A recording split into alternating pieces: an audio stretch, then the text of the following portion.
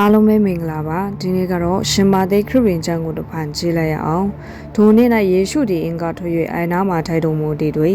များစွာသောလူအပေါင်းတို့သည်ကိုရောကိုဝန်းရံ၍ဆူဝဲလက်ရှိကြသောကြောင့်လေထစ်တို့ဝင်၍ထိုင်တော်မူ၏ပရိသတ်အပေါင်းတို့သည်ကုန်းပေါ်မှရင်းနေကြ၏ထိုအခါဥပမာစကားများတို့ကိုမော့ဆူတော်မူသည်မှာ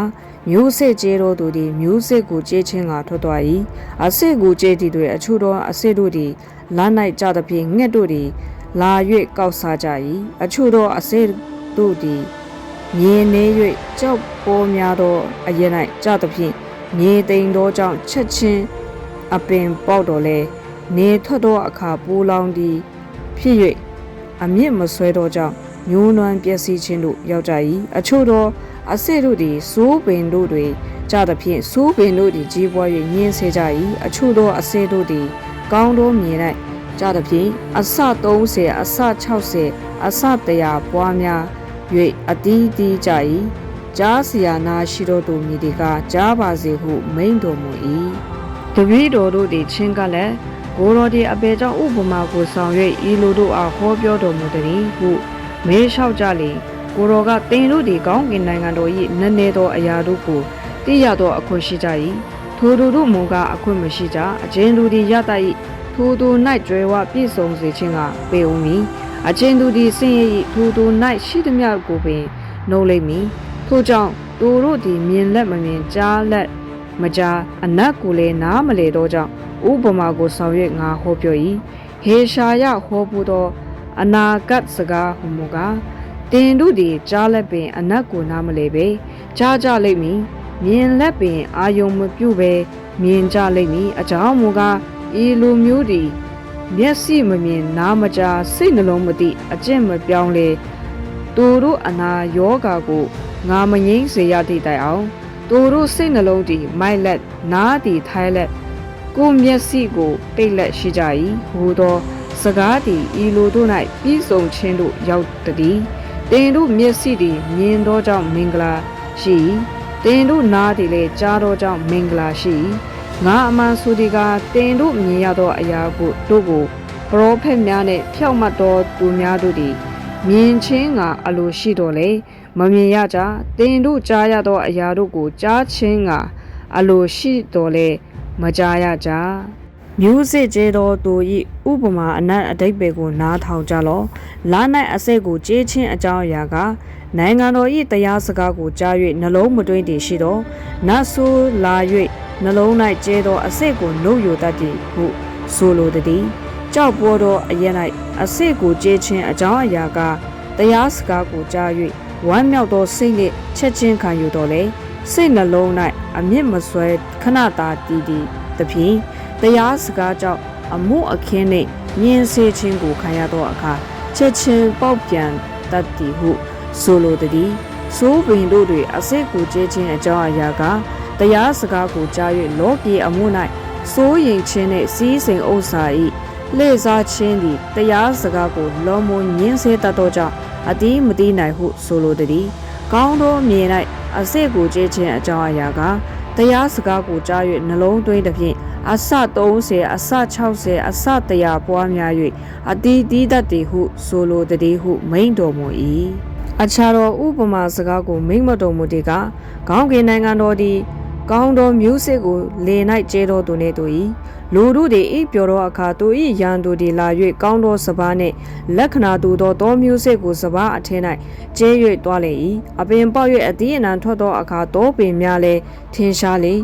ကျွန်တို့သည်အင်ရှင်ထံသို့တွား၍သခင်ကောင်းသောမျိုးစစ်ကိုလေ၌ကျဲတော်မူသည်မဟုတ်လောတောပင်တို့သည်အပေကဖြစ်သည်နည်းဟုရှောက်ကြလေအင်ရှင်ကဤအမှုကရန်သူပြုသောအမှုသေးဟုဆို၏အကျွန်ုပ်တို့သည်တွား၍တောပင်တို့ကိုရွေးနှုတ်စေခြင်းကအလိုတော်ရှိသလိုဟုရှောက်ကြလေအင်ရှင်ကထိုတို့ငါအလိုမရှိတောပင်တို့ကိုရွေးနှုတ်လျင်စပါးပင်တို့ကိုရောနော၍နှုံးမြင့်၍စိုးရင်စရာအကြောင်းရှိစပါးရိတ်သည့်ကာလတိုင်အောင်အပင်နှင့်နှမျိုးတို့သည်အတူကြီးပွားပါလေစေစပါးရိတ်သည့်ကာလရောက်လျင်တောပင်တို့ကိုရှေ့ဦးစွာရွေးနှုတ်၍မီးရှုခြင်းကစီးနောင်ကြလောစပါးကိုကကြည်၌စုသိမ့်တွင်ကြလောဟုရိတ်တော်သူတို့အားငါစီရင်မည်ဟု အင်းရှင်ဆိုသည်ဟုမိန့်တော်မူ၏အခြားသောဥပမာစကားကိုမိန့်မတော်မူသည်ကကောင်းကင်နိုင်ငံတော်သည်လေ၌စိုက်သောမုံညင်းစေနှင့်တူ၏မုံညင်းစေသည်အစေတကားတို့ထက်ငယ်တော်လဲကြီးပွားသောအခါမြက်ပင်တကားတို့ထက်ကြီးသဖြင့်မိုးကောင်းကင်ငှက်တို့သည်လာ၍အကိုင်းအခက်တို့၌နားနေမိခိုလောက်သောအပင်ဖြစ်တတ်သည်ဟုမိန့်တော်မူ၏အခြားသောဥပမာစကားကိုမိန့်မတော်မူသည်ကကောင်းကင်နိုင်ငံတော်သည်30နှင့်တူ၏မိမသည်30ကိုယူ၍မုံညက်3တင်း၌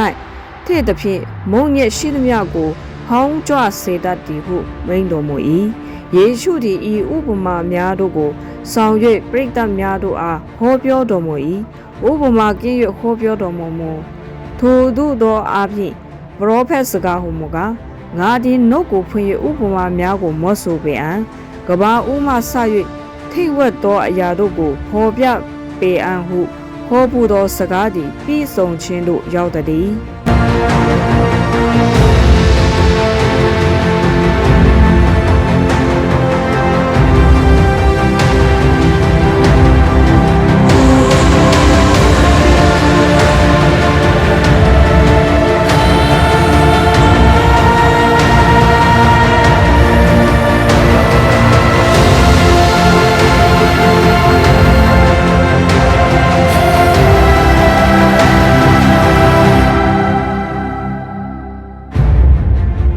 ထို့နောက်မှယေရှုသည်လူအစုအဝေးများကိုလွတ်၍အိမ်တို့ဝင်တော်မူပြီးမှတပည့်တော်တို့သည်ချင်းက၍လေ၌ကျဲတော်သောမျိုးစေ့၏ဥပမာအနတ်အတိတ်ပဲကိုကျွန်ုပ်တို့အားဖော်ပြတော်မူပါဟုရှောက်ကြလျင်ကိုတော်ကကောင်းသောမျိုးစေ့ကိုကျဲတော်သူကလူသားဖြစ်လေကာဤလောကဖြစ်ကောင်းသောအစေကနိုင်ငံတော်သားဖြစ်သောမျိုးစေ့ကနတ်ဆိုသားဖြစ်သောမျိုးစေ့ကိုကျဲတော်ရန်သူကမာနဖြစ်စဘာရိတ်သောကာလဤကဘာကုံသောကာလဖြစ်၏စဘာရိတ်သောသူကကောင်းကင်တမန်ဖြစ်တောပင်တို့ကိုရွေးနှုတ်၍မြေရှုတကယ်တော့ဤကဘာအဆုံး၌ဖြစ်လက်တာ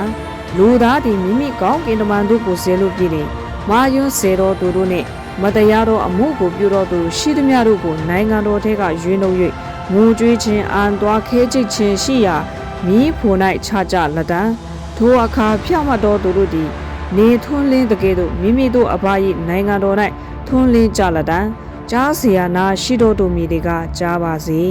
တနည်းကကောင်းကင်နိုင်ငံတော်သည်လေ၌ဝတ်ထားသောဗန္တာနှင့်တူ၏ထိုဗန္တာကိုတွေ့တော်သူသည်တဖန်ဖုံးအုပ်၍ဝမ်းမြောက်သောစိတ်နှင့်တွားပြီးလျှင်ရတတ်သမျှကိုရောင်း၍ထိုလေကိုဝေတတ်၏တနည်းကကောင်းကင်နိုင်ငံတော်သည်မြတ်တော်ပလဲတို့ကိုရှာတော်ကုံတင်နှင့်တူ၏ထိုကုံတင်သည်အလွန်